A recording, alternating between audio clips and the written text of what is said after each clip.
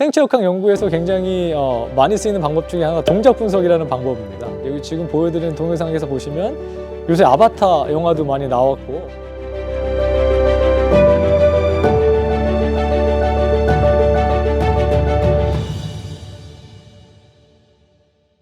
네, 안녕하세요. 저는 고려대학교 기계공학부에서 생체역학, 그 중에서도 근골격계의 생체역학에 대해서 연구를 하고 있는 송용남 교수라고 합니다. 반갑습니다.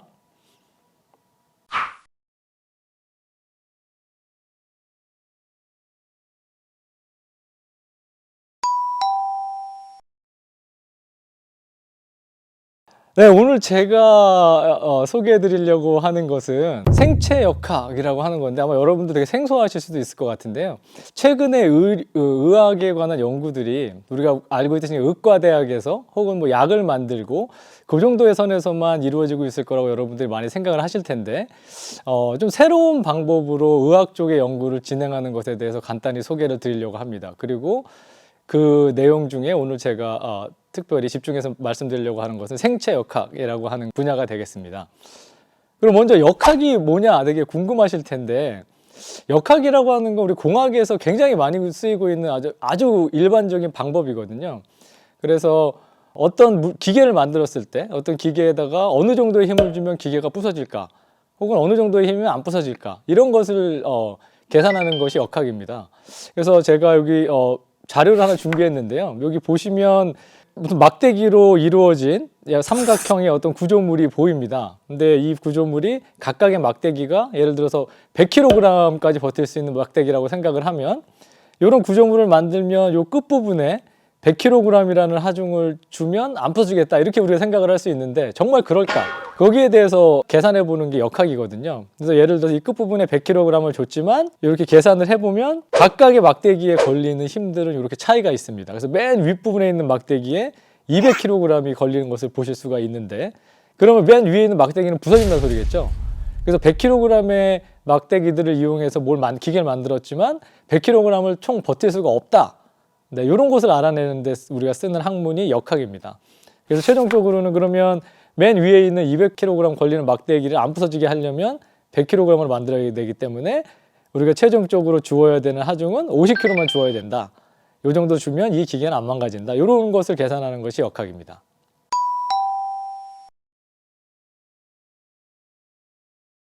그러면 이런 역학이 이런 기계에서만 많이 쓰였는데 왜 우리 인체에도 쓰이게 될까 하는 것에 대해서 궁금증이 많으실 텐데요. 저희가 우리 사람의 몸이라고 하는 것도 지구상에서 살고 있잖아요. 지구상에서 살면 중력 때문에 우리 몸무게를 지탱을 해야 되겠죠. 그러면 우리 몸도 바로 앞에서 보셨던 그런 기계처럼 항상 이렇게 힘을 받고 있습니다.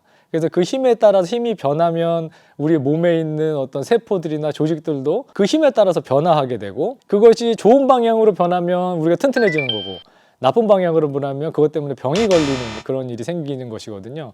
그래서 우리가 이런 몸속에서 걸리는 힘의 분포, 힘의 크기, 힘의 변화, 이런 것을 공학에서 했듯이 계산해 봄으로써 정말 우리 몸이 건강하게 살 수 있는지, 혹은 어떤 병이 걸린다고 하면 그 병이 왜 걸렸는지 원인을 파악하고 그것을 치료하기 위한 치료법이 어떻게 될지, 예방법이 어떻게 될지, 이런 것을 연구하는 학문이 생체역학입니다.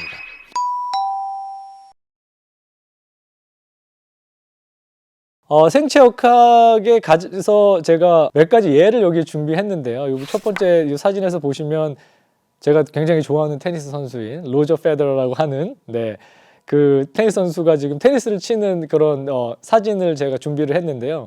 이게 생체역학에서 굉장히 유명한 예입니다. 보면 테니스 선수들은 한쪽 팔로만 운동을 하기 때문에 한쪽 팔이 다른 쪽 팔보다 훨씬 더 힘을 많이 받겠죠, 그렇죠? 그래서 힘을 많이 받기 때문에 이 옆에 있는 엑스레이 사진에서 보듯이 두 팔의 뼈의 굵기가 달라지는 것입니다. 단순히 예전에 우리가 생체역학을 몰랐을 때는 많이 쓰니까 두꺼워졌겠지 생각했지만, 앞에서 보여드렸던 공학적인 어떤 기계에서의 하중을 계산하듯이 오른팔과 왼팔에서의 하중을 계산을 하면 딱 그 하중의 차이만큼 뼈가 굵어져 있다 하는 것을 알 수가 있는 그런 좋은 예가 되겠습니다. 반대로 하중을 굉장히 적게 쓰는 상황이 있을 수 있는데요. 그것은 어떤 것이냐면 이제 우주 비행사 같은 경우에 우주를 나가게 되면 중력이 거의 없죠. 그렇게 되면 우리가 몸이 받는 몸무게도 줄어들고 모든 하중도 거의 0에 가깝게 줄어들기 때문에, 그렇다고 하면 앞에 테니스 선수에 의해서 봤듯이 뼈가 하중을 많이 받으면 두꺼워지듯이 하중을 적게 받으면 뼈가 얇아져야 되겠죠. 그렇죠? 그래서 우주 비행사들이 우주에 나가게 되면 여기 사진에서 보듯이 골다공증이 생길 것처럼 내 뼈들이 구멍이 이렇게 숭숭숭숭 뚫리는 이런 일이 생기게 되고요. 그래서 우주 비행사들이 우주에 오래 갔다가 지구로 돌아오게 되면 바로 집으로 돌아갈 수가 없고, 지구의 중력에 적응해서 뼈를 다시 단단하게 만드는 그런 프로그램을 수행한 다음에 집으로 돌아가는 그런 프로그램들을 나사에서는 개발하고 있습니다. 그리고 우리가 지금 이제 우주 시대에서 화성을 간다고 하잖아요. 이제 테슬라, 일론 머스크 같은 사람들이 화성 가는 프로젝트를 진행을 하고 있는데, 그거 같은 경우도 몇 개월에 걸쳐서 화성을 여행을 하게 되면 우리 몸이 엄청나게 약해질 겁니다. 그러다가 갑자기 화성에 도착하게 되면 딱 화성에 내리는 순간 너무 약해진 뼈 때문에 뼈가 부서질 수도 있고, 그럼 얼마만큼 약해질지, 그러면 그만큼 약해지지 않기 위해서는 화성 가는 뭐 3달, 4달 동안 어떤 운동을 해야 될지 이런 것들을 개발해야 되는데요. 그런 것을 개발하는데 생체 역학이 아주 커다란 역할을 하게 될 것이다라고 생각을 하시면 되겠습니다. 넘어가기 전에 제가 아주 되게 흥미로운 사진을 하나 준비했는데요. 이 사진은 뼈가 우리 몸이 그럼 어떻게 알지? 하중이 적어드는지 어떻게 알지? 이런 것을 궁금할 수가 있을 텐데, 이게 뼈를 녹여 없애는 세포를 보여드린 겁니다. 그래서 우리 몸에서는 하중이 줄어들게 되면 그것을 센싱을 해가지고 뼈를 없애는 이런 약간 무슨 거머리가 비슷하게 생긴 이런 세포들이 뼈 위를 지나다니면서 얘네들이 지나다닌 이 위치마다 지금 뼈가 녹아서 없어진 자국을 보실 수가 있을 겁니다. 그래서 이런 것들이 액티브하게 하중이 줄어들면 얘네들이 활발하게 활동을 하고, 하중이 커지면 얘네들이 활동을 멈춤으로써 뼈를 녹이기도 하고 뼈를 두꺼워지게도 하는 이런 작용을 한다 하는 것까지 벌써 밝혀진 상태고, 이런 사진 같은 경우는 현대의, 이것도 공학이네요. 그죠? 공학적인 기술들이 발전하면서 전자현미경 같은 것을 통해서 이렇게 멋있는 사진까지 찍어낼 수 있는 그런 지경에 도달을 했습니다. 자, 그러면 이제 생체 역학이라고 하는 것이 이렇게 뼈를 두껍게 만들고 그러면 뼈를 얇게 만드는 일만 하냐? 그것이 아니고요. 하중에 따라서 우리의 몸에 있는 어떤 조직들이 어떤 하중일 때는 뼈였다가 어떤 하중일 때는 그게 연골로 변했다가 어떤 하중일 때는 그게 또 근육으로 변했다, 이렇게 막 변화합니다. 여러분들이 뼈를 가지고 있으면 영원히 그게 뼈일 것이고 연골을 가지고 있으면 영원히 연골일 거라고 생각하는데 그렇지 않고요. 지금 여기 제가 보여드리는 슬라이드는 처음에 이렇게 동그랗게 생긴 공이 약간 타원형으로 찌그러진 이런 모양을 제가 보여드리고 있는데요. 이 타원형으로 찌그러지는 이 모양을 가장 그 오른쪽에 있는 슬라이드에 제가 정수압, 편향력 이렇게 두 개로 표현해 줬는데, 결국은 정수압처럼 부피를 쭈그러뜨린 다음에 편향력처럼 45도 방향으로 잡아당겨서 최종적인 모양이 나온 게 되겠죠. 그래서 어떤 하중이 주어진다고 하면 부피를 찌그러뜨리는 정수압과 모양을 잡아당겨서 늘리는 이런 편향력 두 가지의 힘으로 나눌 수가 있는데요. 이 두 힘의 크기의 조합에 따라서 우리들의 몸속에 있는 조직들이 뼈에서 연골에서 근육 이렇게 막 변화를 하게 됩니다. 그래서 이게 생체역학에서 굉장히 유명한 그래프 중에 하나인데요. 보면 지금 X축은 정수압, Y축은 편향력 이렇게 제가 표시를 해놨는데요. 뼈 같은 경우는 정수압이나 편향력이 굉장히 작을 때, 거의 0과 가까운 상태일 때 뼈가 생성이 되는데, 만약에 정수압은 유지가 되면서 편향력, 잡아당기는 힘이 커진다고 하면 이 뼈가 이 근육 조직과 같은 그런 근육으로 변하게 되고요. 반대로 편향력은 굉장히 낮은데 정수압, 누르는 힘이 커지게 되면 바로 연골이 생기게 됩니다.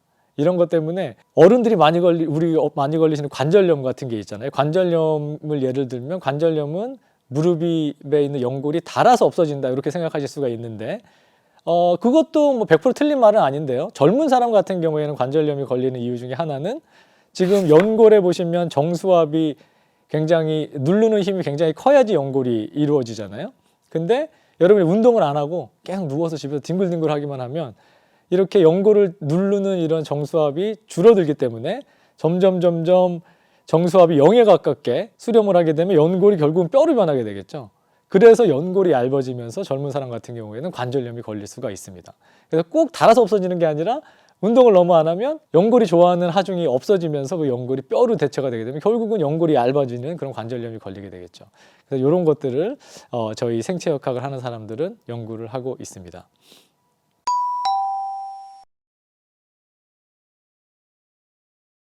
그러면 생체역학 연구는 어떻게 하냐? 굉장히 궁금하실 텐데 생체역학 연구에서 굉장히 많이 쓰이는 방법 중에 하나가 동작 분석이라는 방법입니다. 여기 지금 보여드리는 동영상에서 보시면 요새 아바타 영화도 많이 나왔고 그걸 어떻게 만드는지 여러분 유튜브에서 많이 보셨을 텐데 사람의 몸에 뭐 이렇게 동그란 마커 같은 걸 붙이고 그 사람이 막 움직이면 그 마커의 모양을 카메라로 찍어서 거기에 3D 모델을 입혀서 영화를 만들잖아요.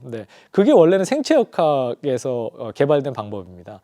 아까 제가 제일 처음 슬라이드에 보여드렸던 기계 장치는 가만히 멈춰 있으니까 얼마의 힘을 받는지 계산하기 쉬운데 사람 같은 경우는 막 사방으로 움직이잖아요. 그죠?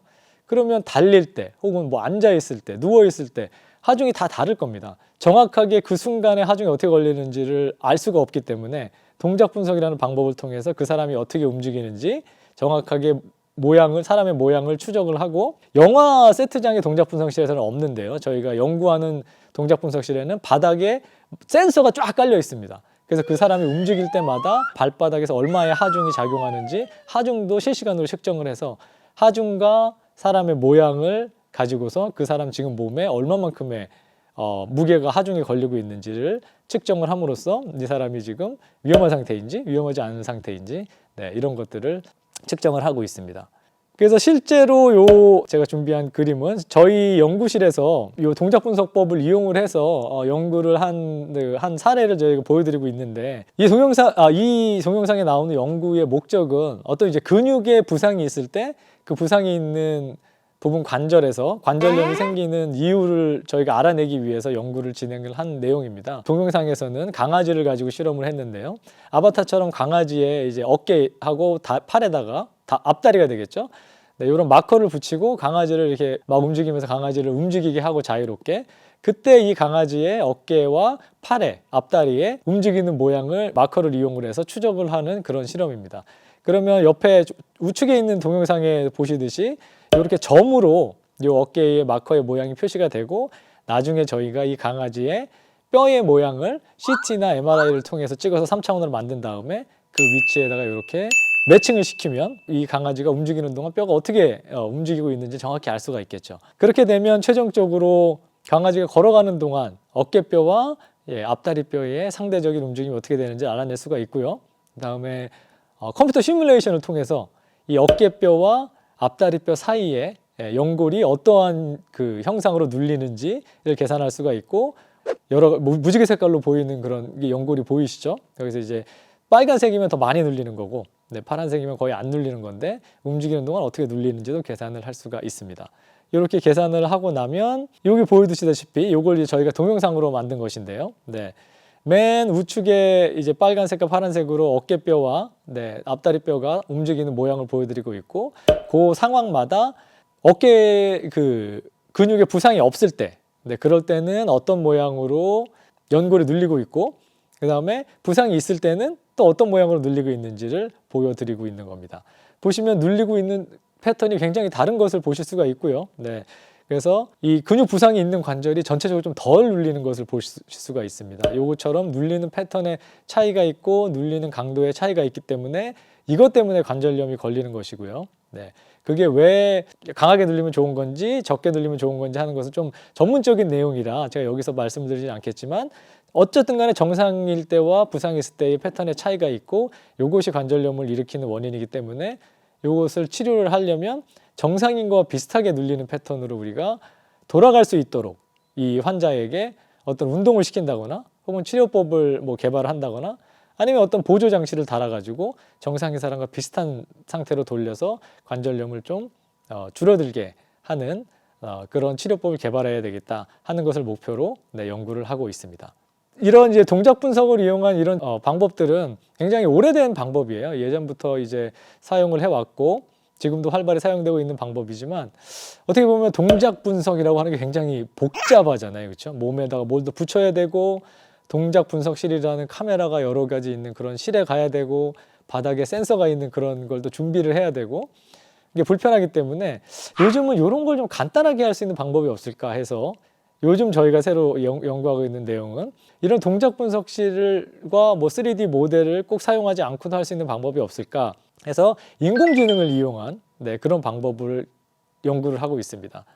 보통 사람이 몸속에 있는 어떤 기관을 이 문제가 있는지 없는지 찍으려면 여러분들도 잘 아시지만 뭐 MRI나 CT 이런 걸 찍죠. 지금 보시듯이 이렇게 MRI나 CT는 누워서 찍습니다. 누워있는 자세로. 근데 제가 아까 생체 역학은 하중, 힘이 중요하다고 그랬는데 누워있으면 힘을 안 받겠죠. 그렇죠? 누워있을 때 찍은 우리 몸속의 어떤 장기나 기관의 모양은 실제로 하중을 받는 우리가 살아가는 동안의 하중의 모양하고 다르겠죠. 장기나 기관의 모양과 다르겠죠. 네. 그래서 이렇게 누워서 찍은 그 MRI는 굉장히 중요한 생체역학적인 정보를 빠뜨리고 있습니다. 옆에 보시듯이 누운 자세와 서 있는 자세에서의 척추를 찍은 건데 디스크의 두께 자체가 좀 다르게 나와 있는 걸 보실 수가 있죠.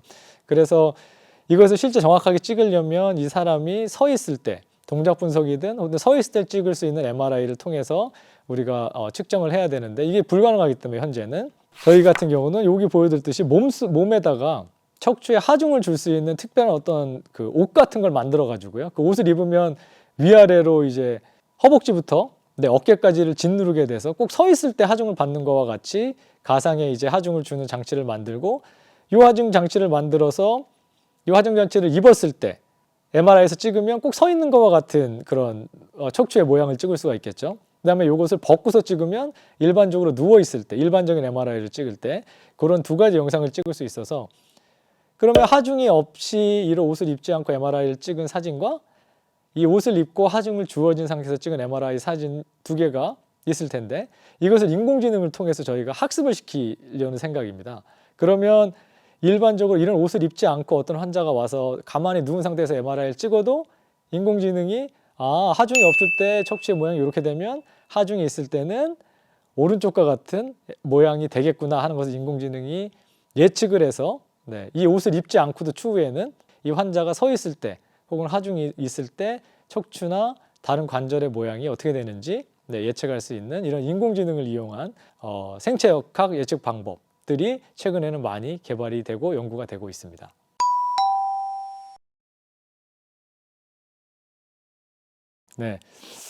지금까지 제가 생체역학에 대해서 좀 소개를 해드렸는데요. 아마 여러분들 굉장히 생소한 분야일 수도 있고요. 의학하면 뭐 의대, 뭐 생물학, 뭐 화학 이런 것들과 연관돼 있다고 생각하실 게 많을 텐데 생각보다 공학이라는 것과 굉장히 많이 연관이 돼 있습니다. 제가 지금 말씀드렸던 생체역학이라는 어떤 질병에 대해서 바로 연구하는 생체역학이라는 학문도 있지만 요새 여러분들이 병원에 가시면 보실 수 있는 아주 비싼 시술, 비싼 치료들 있죠. 뭐 MRI, CT, 뭐 그다음에 초음파, 내시경 뭐 이런 것들 보시면 전부 다 어떤 기계 장치죠, 그렇죠? 그래서 그런 것들은 모두 공학을 하는 사람들이 만들어낼 수밖에 없는 것이고요. 그래서 의학이라는 분야에서도 공학의 역할이 점점 커지고 있습니다.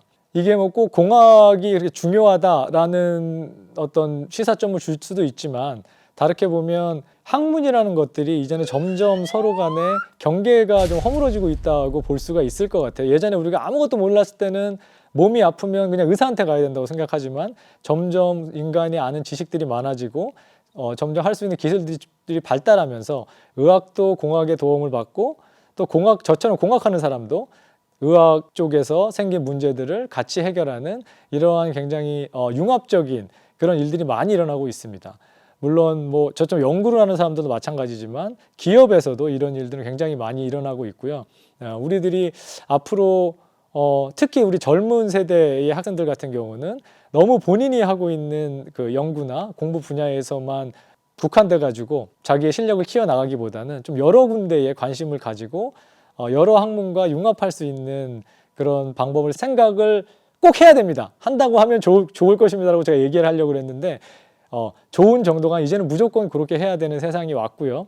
그래서 제가 보여드린 이 생체역학의 사례가 여러 학문이 융합돼서 점점 기술을 발전해가는 좋은 사례로서 여러분들에게 인식이 될 수 있다고 하면 오늘 제 짧은 강의가 의미가 있는 그런 강의가 되지 않을까 하는 생각을 갖게 됐습니다.